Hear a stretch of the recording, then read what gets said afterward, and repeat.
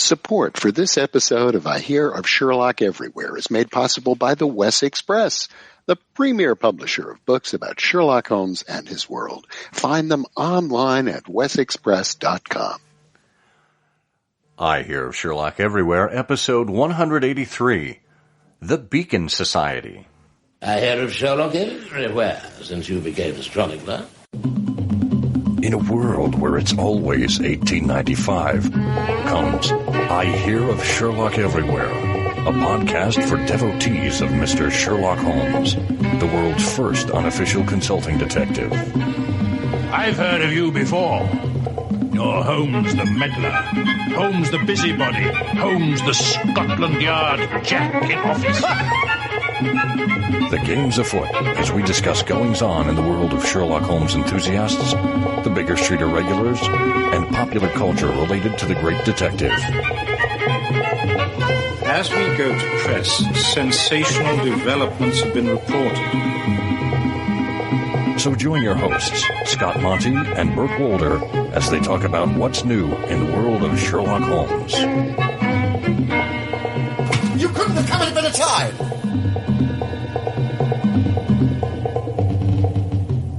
Hello and welcome once again to I Hear of Sherlock Everywhere, the first podcast for Sherlock Holmes devotees where it's always 1895. I'm Scott Monty. I'm Burt Wolder. And it is our honor to welcome you to the last episode of our 2019 season. It's been an amazing run. This was our 13th year broadcasting, Burt. Wow, 13 years. I know. We go into our 14th year in 2020. It's amazing to think that podcasting has been around that long and that, well, it's been around longer than that, but that you and I have been doing it for this long. Yeah, that really is amazing. Boy, that really does give me pause. Well, surely it's time. I know what you're going to say. Don't call me Shirley, but surely it's time to experiment, with new innovations. So, for example, this year, will we be adding animation, video? What can we do to increase the effectiveness, explore new technologies? I'm pretty satisfied with how we are right now. No. Why ruin a good thing? And I don't want to disrupt the lives of the 7 listeners that we have. Well, now, wait a minute now. I mean, there are always these new technologies that are coming back. Can't we start to do something like, issue the podcast to subscribers on cassette? Couldn't we do that? We'll do a mixtape for everyone.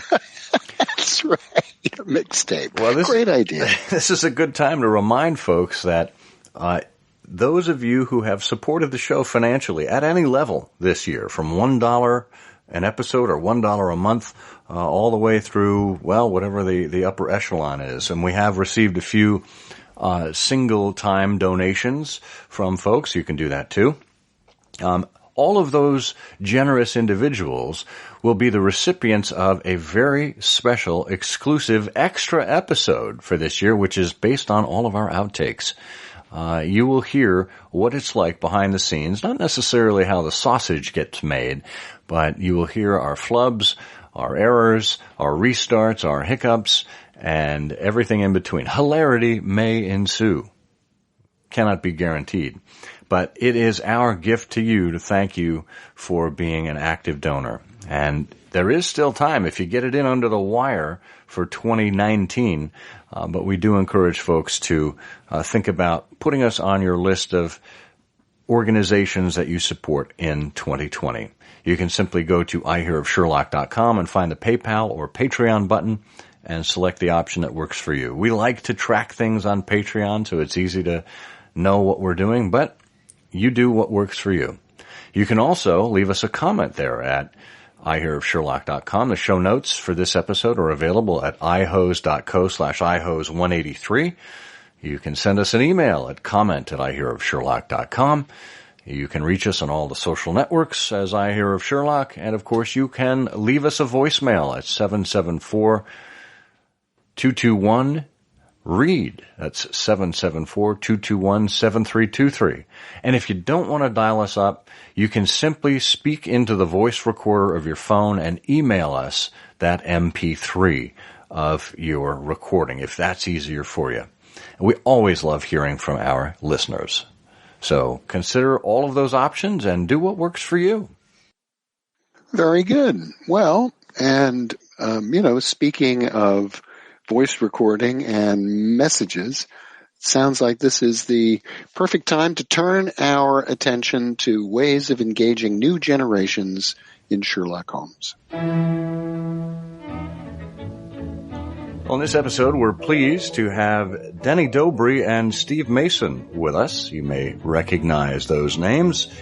Denny is the headlight of the Beacon Society, and he is also the proprietor of 221B Baker Street in Reading, Pennsylvania. You may recall that Denny was with us on episode 153 to talk about how he put together that amazing sitting room and all of the associated items within it.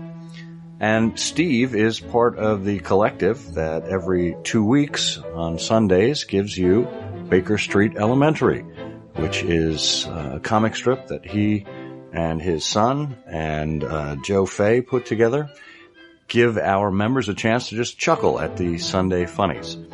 And Steve, of course, is part of the Dallas-Fort Worth area Sherlockian organization down there, the crew of the Bark Lone Star from the Five Orange Pits. And we are pleased to have Steve and Denny join us today to tell us something about the Beacon Society. Denny, Steve, welcome to the show. Well, thanks for having me. Thank you, Scott. Well, why don't we get right in? Denny, we've experienced your first meeting with Sherlock Holmes before, so why don't we turn the reins over to Steve? And Steve, if you can tell us about your first association with Sherlock Holmes and how it turned into this lifelong fascination. Well, my entire family from the Revolutionary War on lived in Crawfordsville, Indiana, or right outside of that. And so every summer I would get to go into my grandparents' house and spend, a couple of weeks there. And I would always sleep in my dad's bedroom. And he had a bookshelf that he had 4 or 5 Hardy Boy books on and a couple of Lone Ranger books. And I would read those every summer, just for something to read. And when I was 7 years old, I also found a copy of The Hound of the Baskervilles. And it was I believe it's 1949 edition with the young lady tied up that most Sherlockians know about. And so I read it when I was 7 years old.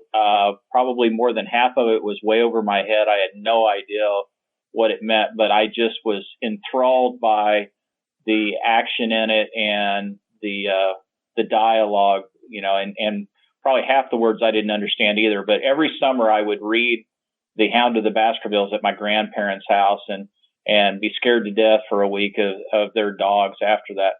And it wasn't until I think I got to probably my freshman year of high school that I actually found out that there were 59 other stories involved. And so I just kept reading them over and over again. And then I learned that there were pastiches, which was a whole new universe for me. And then there's a bookstore down in Houston called Murder by the Book. And I was there one day several years ago and found that they had a society in Houston. And I thought that was the neatest thing. And I was just depressed that there was not one in Dallas. And they said, oh, there is one called the Diogenes Club that Don Hobbs and Jim Webb run. And so I got a hold of them and joined that society about 15 years ago. And then about 8 years ago, I became the president of the society. And then about 5 years ago, Bill Mason asked me to get involved with the Beacon Society and become the communications chair. So that's my life as a Sherlockian. That is quite the survey. I guess we should count our blessings that he became a Sherlockian and not a Lone Ranger fan. Coordinating with others, always a good thing. Well, for those not familiar with the Beacon Society, Denny, why don't you give us an overview in your own words as to what the Beacon Society is all about? Okay, well, first of all, you're probably more qualified to do this than I am, but I'll do it anyway. Scott was the first headlight of the Beacon Society back in 2003 when it was founded. And the goal of the society is to support and recognize efforts in educational experiences that introduce the youth to Sherlock Holmes. And we've been at it since 2003. We have 6 committees, communications committee, program committee, grant committee, and several others. And we have a number of programs going on and have been going on. Our mainstay has been the Jan Stauber grant program, which gives grants to teachers, educators, librarians to promote Sherlock Holmes reading for youth in their realm. So we've been very successful. We are adding new programs this year, and we've added a essay contest, which I'll go into more detail later. But that's the basic story of the Beacon Society. We're very active and very much trying to keep Sherlock Holmes alive in our youth. Yeah, maybe, Denny, this is something you could maybe talk about, or maybe Scott could talk about it. But was the Beacon Society the sort of the first formal organization around the educational aspect of the stories of Sherlock Holmes or literature? I mean, was there anything? I can't, the reason I ask is I can't remember if there was anything sort of formal before the Beacon Society. Oh, not to my knowledge. Scott, maybe you could chime in on that. Now, this was one of the reasons Maribel Briggs first had the idea, is that we see certainly every generation, but in decades between generations, we see a burst of interest in Sherlock Holmes, usually through popular culture, movies, certainly the internet now, television and whatnot. And Maribel wanted to find a way to ensure that people were finding their way to the stories. And she approached me in late 2002, I think, with this idea. And together we came up with what it might look like and how we might encourage people to not only discover the stories, but to celebrate those who were helping people discover those stories. And that's why we kind of have this bifurcation of the Beacon Society, that it really does a couple of things at the same time, as we noted, both introducing people and recognizing people who are doing the introduction. And since 2003, I stepped down as Headlight. I don't remember exactly when, maybe 2006 or so. It's been in very capable hands and has grown extraordinarily well. I recall in 2000, I guess it was in 2005? I'm trying to remember when the first Jan Stauber grant was. I guess it was 2000. I guess it wasn't until 2009. I'm seeing on the site.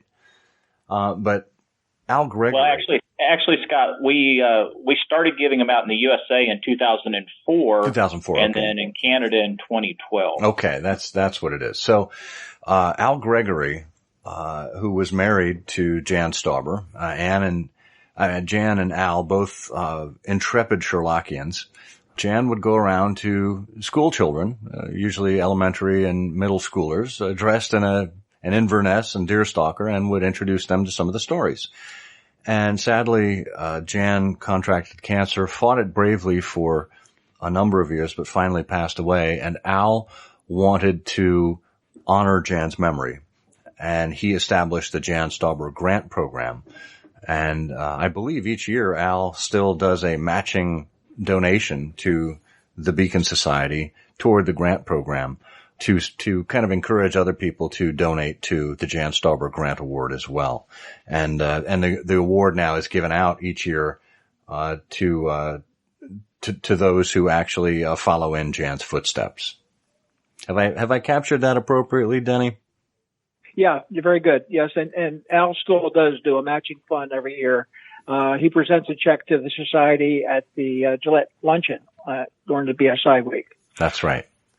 And every year the Beacon Society opens up an application process whereby teachers and other educators and whatnot, those who are doing this kind of outreach, can apply for a grant to help them acquire the resources necessary to help educate kids in this kind of curriculum. We've run into some difficulties. Not so much financially. We're doing fairly well financially. However, our applications went from 25 applications 2 years ago to 10 last year to 5 this year. So, that is our mainstay of the society to get these grants out. One reason we believe that these have gone down. Are we still there? Hello. Still here. Okay. Yep, I'm still here. One reason we believe these things have gone down is that teachers have, got their hands tied as far as curriculum go, and they can't really incorporate our grant program into their teaching agenda. So, we've reached out to libraries. Steve has reached out to groups that have plays centered around youth. And still we haven't been able to increase our application numbers. So what I would like to put out there for your listeners is that go to our website, beaconsociety.com, and check out our grant program. And if you know an educator, or if you're an educator yourself, or a librarian, or anyone else that could benefit from our grant program, we would really like to see more participation from our members to get the word out about our programs. And, I suppose that's a good opportunity to mention that, this kind of publicity doesn't only have to come from Beacon Society members. I mean, obviously we hope that folks that are associated with the Beacon Society do their part in promoting what the society is up to and what the opportunities are for teachers. But any Sherlockian, anyone listening to this program right now, if you know a librarian, a teacher, someone who is looking to do something in the curriculum or to do something extracurricularly, point them to the Beacon Society page. Point them to beaconsociety.com and specifically to the grant program to see how they can actually apply. And maybe if it's too late in a given year, they can have their application held for the next year, or they can come back and visit when the application process opens up. But it's important for them to know that this exists out there. There are sites like GoFundMe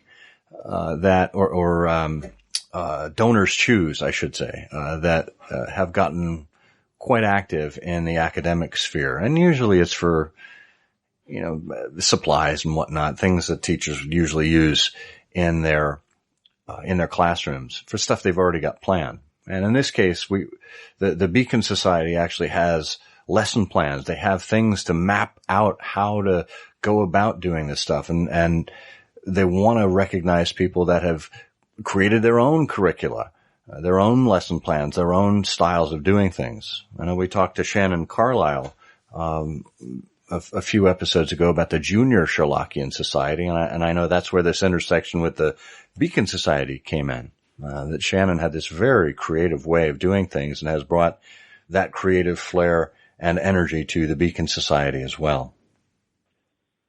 Well, Scott, the one thing that I would like to stress too is as much as we want teachers to participate, since the last few years we have really tried to expand out that school libraries, community libraries, even like children's theaters that may want to put on a Sherlockian play, or even children's museums that may want to have some sort of a Sherlockian themed, exhibit or program. They can apply for the grants too, and use the money to help with whatever project they want to, as long as they can show us that in that process that there will be some education to the kids involved with it. We're perfectly okay with those type of groups applying for the grants too. Steve, while you got the floor, why don't you give us a little bit of a summary of the type of institutions that you have on your mailing list? So when we do the mailing, and it will actually go out, Scott, and probably a week or two after the January meeting at the BSI weekend, and it goes to obviously all the Beacon Society members, which there's over 150 of those members. It goes to all the Scion societies that we have email addresses for, And so if you belong to a science society that we don't have your email, please, let us know, and so we can add you to our mailing list. It also goes to all the education associations in the country, the National Education Associations, as well as all 50 state education associations, and also the Canadian and province. It goes to the same thing for the libraries, the National Library Associations and state and province library associations. We also have approximately 150 to 200 children's libraries that it goes to, and about 200 children's museums that it goes to. So total, it probably gets broadcast out to over 1,000 different people about that. And last year, it actually got listed in a educational magazine that over 10,000 teachers get a copy of. So I don't think it's a lack of communication on our part of it, but as Denny has said, I think on the teacher side, I've talked to a lot of teachers. My wife is a teacher too, and what I've found is more and more of them are restricted because of whether they're having to focus on curriculum for state testing or whatever. They just don't seem to have as much freedom to expand out, such as Shannon does, as you mentioned. And so that's why I think that we may have better opportunities with a lot of these other groups that may not have the same restrictions. Now, you would think with all those contacts that we would be getting loads of applications in for the grant. I think one problem is that I know personally, and I'm sure most everybody else, gets dozens and dozens of emails every day, and a lot of them we just ignore, unfortunately. Yeah. So I think that's also part of the problem. So that's why I'd like to push this kind of grassroots idea of getting people out on the street and saying, hey, look at the Beacon Society, help them out. Yeah. Well, and I think we all know the stress that many teachers are under. They've got lots of grades to assign and essays to look into and whatnot. And I think asking them to, fill out a grant application may be another hurdle for them to have to overcome that may, kind of push them beyond some of their stress limits. Yeah, the grant application itself is fairly simple. I mean, it doesn't, defining your program, that's basically what the application's about. The nice thing, though, I mean, look, looking for grant money is something that some educators, are very familiar with. But as Denny says, it is a fairly simple application. The challenge is, as you all point out, that being an educator today, a teacher today, you really are enormously stressed. The salaries are low, the workload is high, and the resources in many schools have just been cut back. The nice thing about the Beacon Society and the literature of Sherlock Holmes is that you can do a lot with a little. I mean, first of all, the stories are in public domain.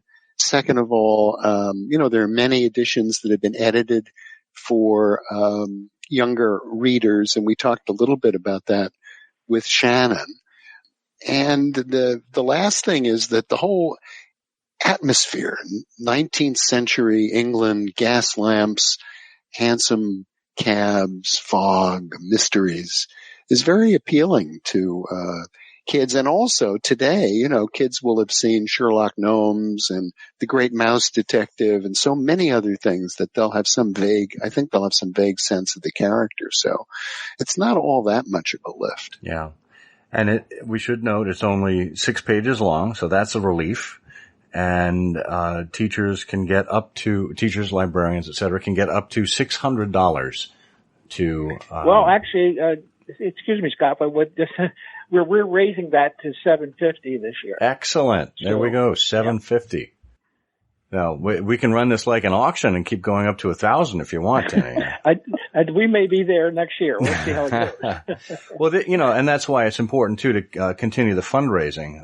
That's something that goes part and parcel with this. But if you are a teacher, an educator, a librarian, or whatnot, and you want to be part of this, you have until May 1st of 2020 to go to the Beacon Society website, check out that grant application. Now is a great time during the holidays or during some of these snowy days off that you might have. to take a look through that site and check it out, and to make sure that educators that you know are aware of the site. Why don't we move on to another associated project? I know we mentioned libraries before, but in the prep for the show, Denny, you mentioned a library display program. What's that all about? Well, I'm going to pass that on to Steve because it was his idea, and he's actually had some practical experience in it. So, Steve, take it. So, for several years, our society, again, the crew of the Barclone Star, has partnered with several libraries in the Dallas-Fort Worth area to actually set up displays in their libraries. Almost every school library or community library will have a display case.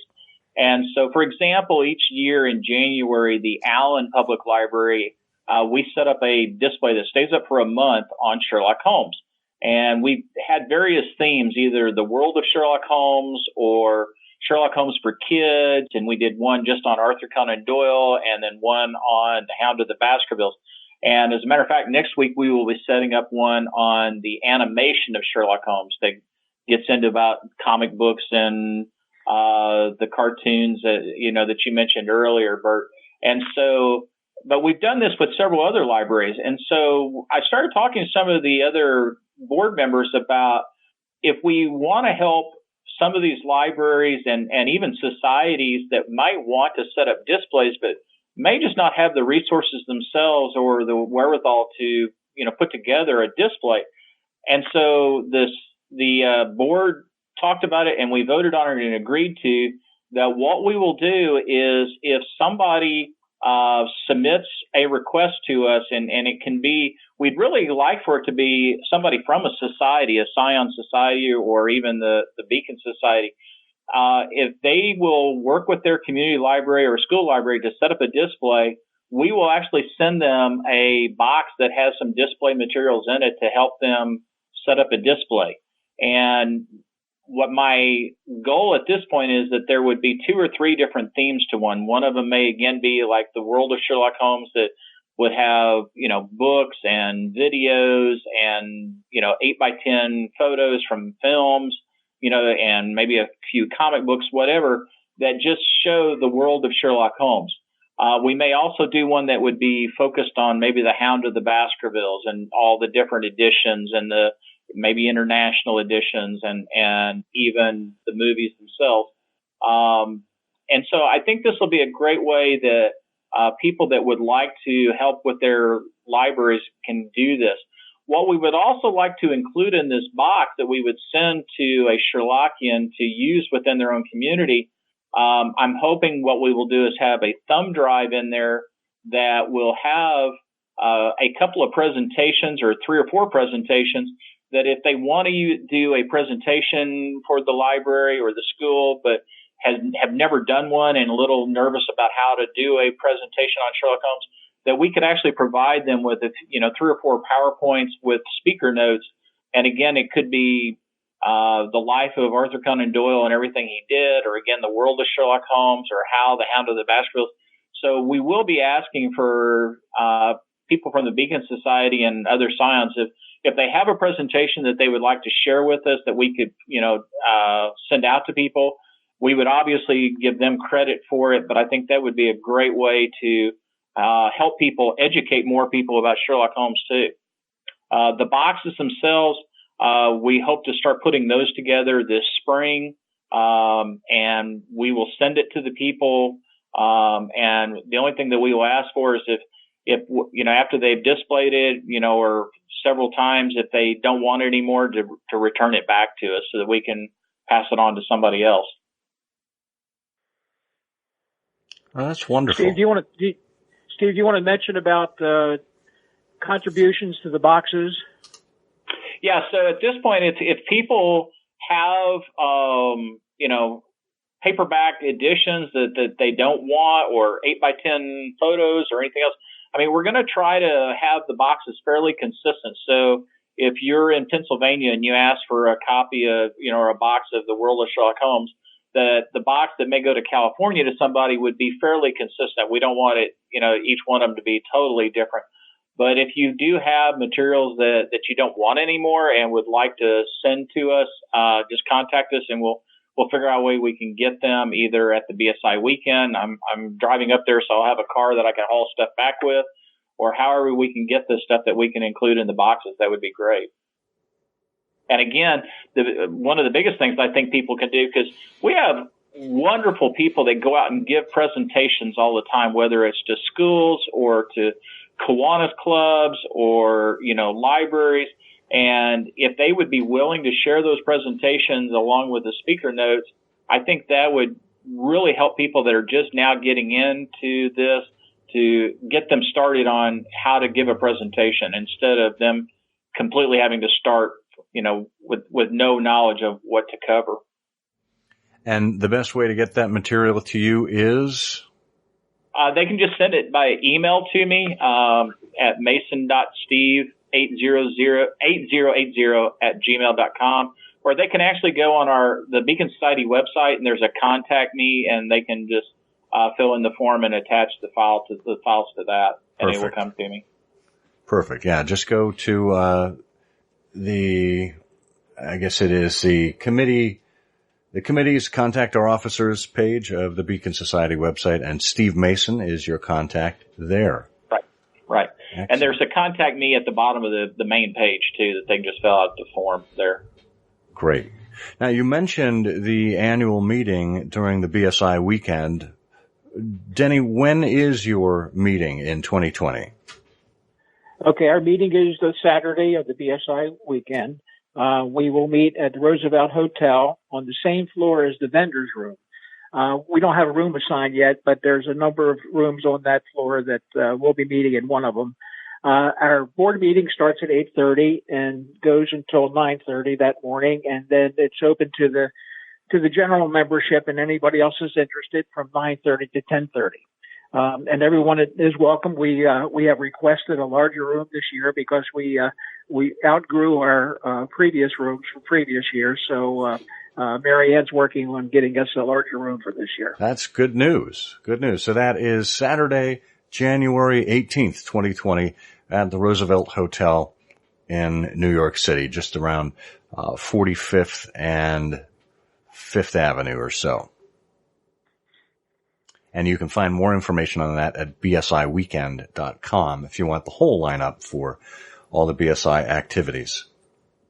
Yeah, pretty much what we do, of course, at the board meeting, we do, the groundwork for everything that's going on with the society. And then in the general meeting, we have annual reports from each of our committee chairs.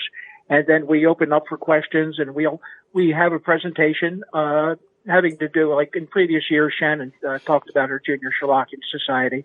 So it's an interesting meeting. It lasts about an hour. Great. Well, we're going to take a quick break here. You can hear from our sponsor, and after we come back, we'll talk about what else is going on with the Beacon Society.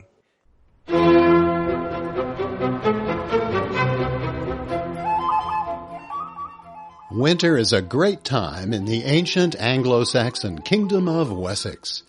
Our copy of De Temporum Ratione by the Venerable Bede says we are looking forward to Solmanau, the mud month when the night is 14 hours long. You can celebrate those soothing hours with Unmitigated Bleat, selected writings on Sherlock Holmes by Paul D. Herbert. These classic essays, collected for the first time, are exactly what Sherlockian scholarship is all about: insight, knowledge, and humor. Friends, the snow will soon be reaching to the fence, to wrap it rail by rail, till it is lost in fleeces. It flings a crystal veil. So put another log on the fire, and reach for the pleasure only a volume from the Wessex Press can provide. Choose yours today.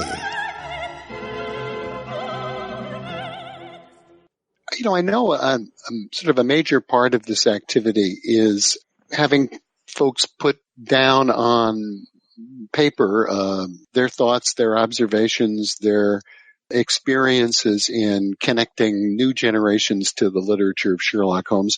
Do either one of you want to talk a little bit about the essay contest that's part of this? Most Sherlockians that have been around for a while remember Classic Specialties, which was a company that sold Sherlockiana started back in the 80s, and it was run by Joel Center and his wife, Carolyn. Unfortunately, we lost Joel last year, and Carolyn, to keep his memory alive, approached the Beacon Society and asked us if we could develop a program in Joel's memory. So we formed a committee consisting of myself, Steve Mason, Dan Andriaco, and Art Rehnquist. And we considered maybe a scholarship program, but Steve Mason in particular had some experience with scholarship programs, and we decided not to go that route. Instead, we established a essay contest, which will be available for students from the 4th and 12th grade. It's broken down for the 6th grade, 7th to 9th, and 10th to the 12th, 3 different categories. And this is our first year. We just launched it in the fall. I haven't got a report yet on how many applications we've gotten so far. Hopefully we get several, or many, I hope.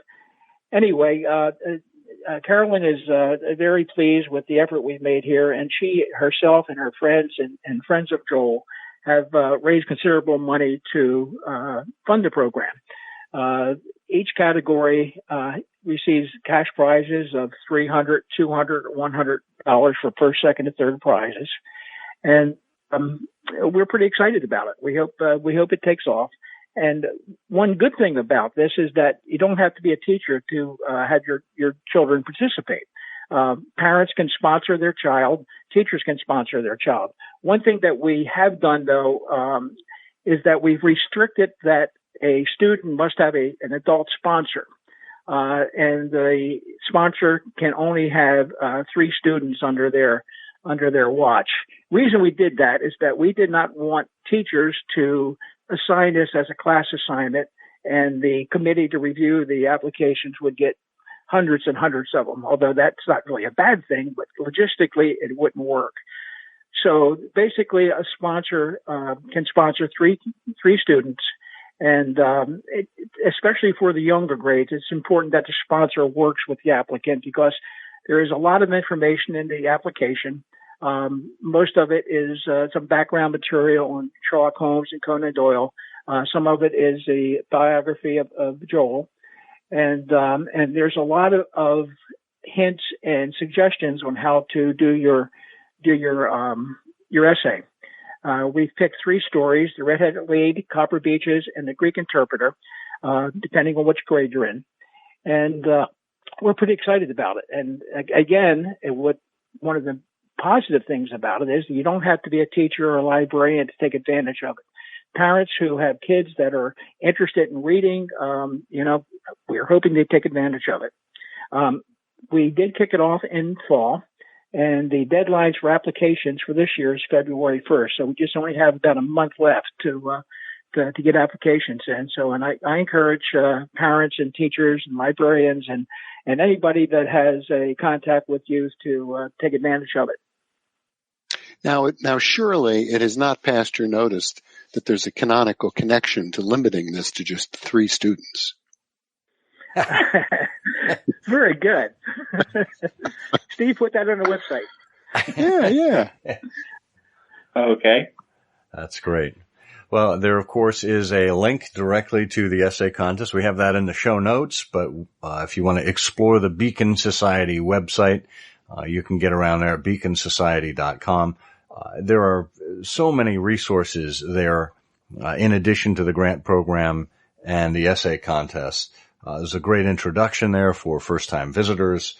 There's information on how to support the society, and of course, additional resources for educators and students.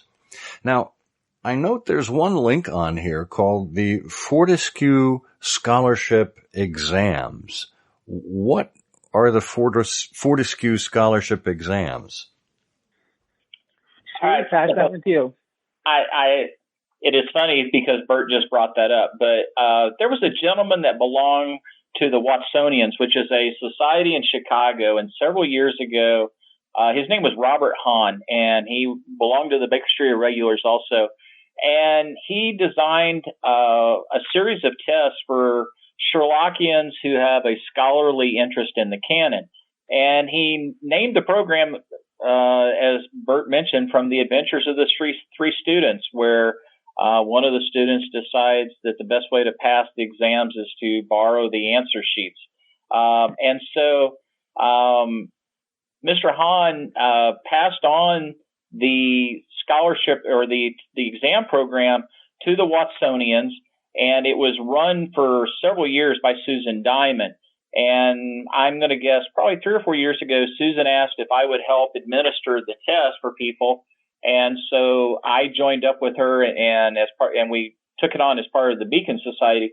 And so one of the things that we did was we created the exams into fillable PDF forms, because in the past people would actually have to print out the forms and, write down the answers and then rescan them in and send them in, or hard copy. Well, now you can just go online and download the exams and their fillable forms and then just resubmit them to us. There are 3 exams, and the simplest way to say is if you pass the first one, you get a bachelor's degree in Sherlock Studies. If you pass the second one, it's an advanced degree. And then the third one, of course, is an equivalent of a PhD of it. And obviously we do this for the fun of it, and there's no real college credit involved. But it does give people a chance to study up on the canon a little bit and try to see if they remember things or if they just need to do some of the research on their own. And it's not just tied to the canon. There's other things that are asked about different societies and where they came from and other interests of the Sherlockian world. But it is a lot of fun for people to do. We've had approximately 100 people pass the exams, and if you do pass exams for each one, we send you a certificate by email that you can print out and frame or put on your resume that you have passed exams. And Scott, one of the things that we've been talking about, Denny and I have talked about, is actually creating a annual exam to go along with it that would be a supplement, or as I called it, a continuing education. And so that people, and they would get another certificate each year that says that they have further educated themselves by going through the exam. And so we should be able to have the first one out this spring on that. And people can, again, just go to the website, and there's a page for the Fortescue Scholarship, and we will announce to everybody when the 2020 exam is ready, if they've already gone through the first 3. And then we'll continue to do that each year. Well, I love the idea of recertification, particularly as I continue to age and my knowledge of the Sherlock Holmes canon continues to wane. Maybe it would keep me a little more on my toes during some of our Trifles episodes. This program was originally designed for adults, but that doesn't mean the youth can take the program. In fact, a high school student could get their PhD before they graduate from high school. And by the way, a couple of things. It's an open book exam, so you do not have to do it by rote memory. The second thing is there's absolutely no charge for it. It's free for anybody to do. The only thing that we do ask people, it is just like we found from the adventure of the 3 students. This is an honor system, so if somebody answers the exams, we do ask them to not share their answers with other people that may be wanting to take the exams. We think each person should have to do their own work on trying to answer the questions. Well done. Well done. Well, the Beacon Society continues to be a beacon for educators and students alike. We hope more people can learn about what's going on here. I hope you've enjoyed what Denny and Steve have had to say, and go and explore a little bit on your own. There's much to learn, and of course there's much to share. You all probably have much more information about local programs or individual teachers you know about, or students that you know that are budding Sherlockians. These are the kinds of things that the Beacon Society needs to hear about. So make sure you get in touch with them. Make sure you share your knowledge of the Beacon Society with others so we can continue to keep green the memory of the master. Before we close up shop here, any final questions or comments from you, Bert? From me? Yes. No, just that, now, admittedly, my short-term memory is failing, so we could have covered this early in the show, but it just suddenly occurred to me that we haven't really drawn a line under the name of the society, have we? And that reference, and why we've got terms like headlight and so on. Do either one of you gents want to just close that loop for us? The Beacon Society, the name came from the adventure of the Naval Treaty. When Holmes and Watson are traveling through the countryside in England, Holmes points out, let me quote here, look at those big isolated clumps of buildings rising above the slates like brick islands in a lead-colored sea. The board schools, lighthouses, my boy, beacons of the future. So that's where we got the name of the Beacon Society, from the adventure of the Naval Treaty, and it's a quote from Sherlock Holmes. Yeah, well done. Well done. Well, it's a lovely thing to do, and there aren't, the pursuit of this sort of interest in a literary society. There are always new generations discovering things like Jane Austen, and Shakespeare, of course, is eternal. It's nice to have, and it's really useful, and it's a great initiative to have a focused, dedicated team with these sorts of thoughtful opportunities for educators to participate, for essays to be written, just to ensure that 100 years from now, people are rightly and appropriately still appreciating Sherlock Holmes. So thank you.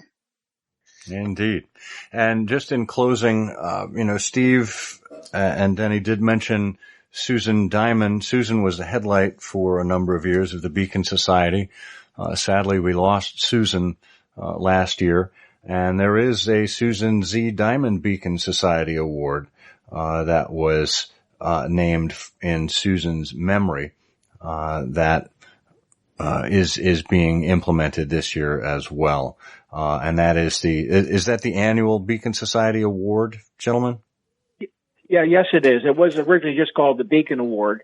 And with Susan's passing, to honor her, we changed the name to the Susan Z. Diamond Beacon Award.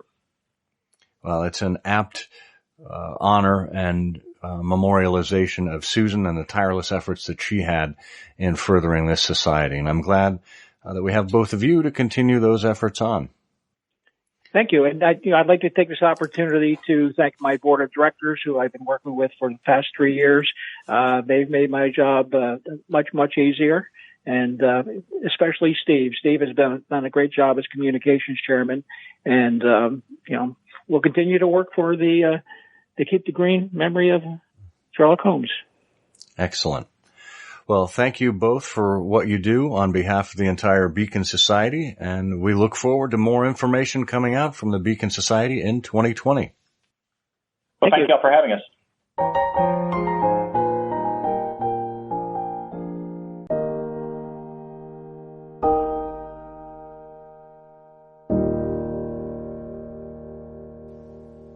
Well, I don't have really much to say about the interview.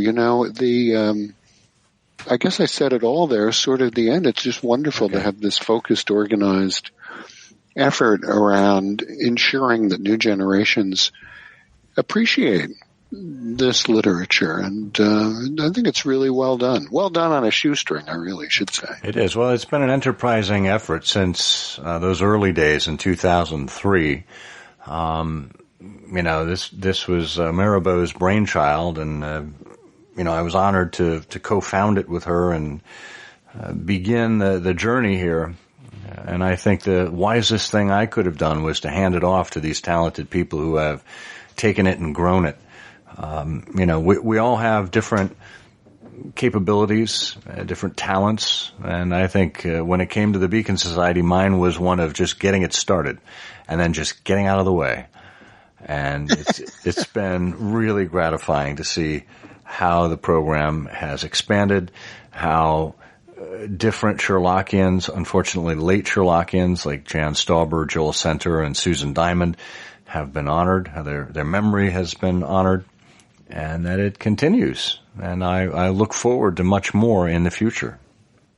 Yeah, it's really worthy of support. Well, those dulcet tones mean it's time to support our efforts here at I Hear of Sherlock Everywhere with the episodic Canonical Couplet. That's right. The Sherlockian Quiz Show. Not the Fortescue Scholarship Program, but the Sherlockian Quiz Show that everyone has come to know and love, where we give you 2 lines of poetry, and you're supposed to identify the Sherlock Holmes story that it represents. If you recall, the last time we were here, we gave you this clue. A jealous wife, whose charms were on the wane, endowed her rival with the brand of Cain. Bert, do you know which Sherlock Holmes story this canonical couplet referred to? Yes, that is the incredible story of the great challenge that faced those early Victorian dry cleaners. It was the adventure of the Shoscombe Old Stain. I don't know what I'm going to do with myself, other than curl up in a ball on the floor when I hear these. No, once again, you've outdone yourself, Bert. We were looking for the problem of Thor Bridge. Oh, I didn't realize it was Thor. I just thought it was sort of calloused. Yeah, well, that's the dentist that everyone keeps going to, is the Thor Bridge. No, the jealous wife, of course, was Maria Gibson, and she endowed her rival, Miss Grace Dunbar, with the brand of Cain, right? Like Cain and Abel. She was branded as the murderess, as J. Neil Gibson came to Holmes for help with that case. Well, that is so difficult. I'm sure no one got that right. You'd be surprised. We had a number of entries, and many of them were correct. And we're going to spin the big prize wheel here to see exactly who it is that is going to come up as our winner. That wheel slows down and stops on number 11. Number 11, and that corresponds to, oh my goodness, Anne Lewis. Anne Margaret Lewis, who was our guest on the last show. She threw her hat in the ring for a potential prize, and what do you know? She won. Well, congratulations, Anne. And for anyone waiting for their Canonical Couplet prize, we are working on getting them out. The holiday season has been kind of a rush, so we are going to line up at the post office and get your prizes out to you. And you're included, Anne. And now, it's time for the latest Canonical Couplet. Are you ready? I'm ready. The cigarettes were by Ionides. Holmes settled this one with the utmost ease. If you know the story that this canonical couplet refers to, send it in an email to comment@ihearofsherlock.com with the subject line Canonical Couplet. If you are among the correct responses and we pick you at random, you'll win a prize. Good luck. All right, Bert. Well, I look forward to you answering this with the utmost of ease in the next episode. You know, you would think this would be easier for me. Yes, I would. Well, it's always easy to hit the subscribe button and the Patreon button or PayPal button to help support our show. We do depend on you being an active and supportive member of this community, and we thank those of you who are. And it is the end of 2019, so we will be rounding up all of our donors at a certain level and sending out a thank you gift. If you'd like to get on that list for 2020, on our nice list, then just go to our site at ihearofsherlock.com and check out how you can become a patron of the arts. Meanwhile, I will remain the non-patronizing Scott Monty. And I will remain the perpetually patient Bert Wolder.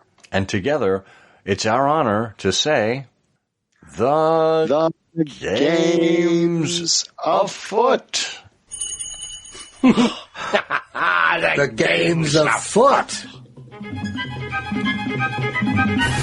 You know, I'm afraid that in the pleasure of this conversation, I'm neglecting business of importance, which awaits me elsewhere. Thank you for listening. Please be sure to join us again for the next episode of I Hear of Sherlock Everywhere, the first podcast dedicated to Sherlock Holmes. Goodbye, and good luck, and believe me to be, my dear fellow, very sincerely yours, Sherlock Holmes.